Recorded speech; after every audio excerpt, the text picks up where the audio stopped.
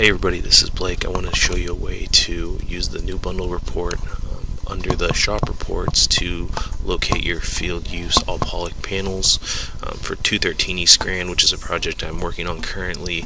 It was the easiest way to locate what bundles were where, so the shop knew what to order from Mike, and then they also had something to reference when they were actually uncrating the panels and looking for certain mark numbers.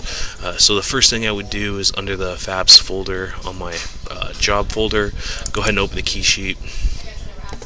Also, I would open the Fabs as well, so I knew how many I'm dealing with for priority. So we have 5 priorities total. Looks like there's 96, so there's quite a few. There were a lot of field use, so the field really valued this information.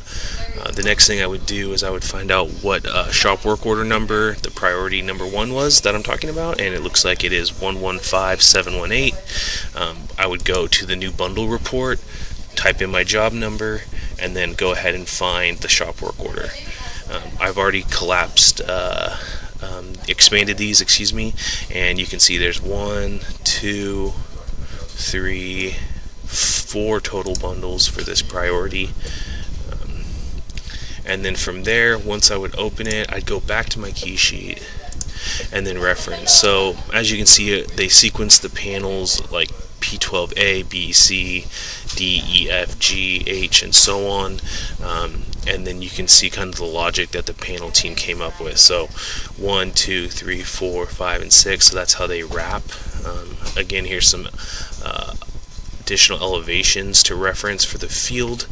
So they have that information. What I did is I went ahead and manually figured out where each panel was and then referenced the actual bundle number.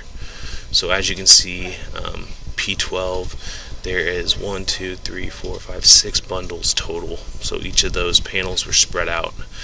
Same thing for B, C, and so on. Hope this helps. This is what I did.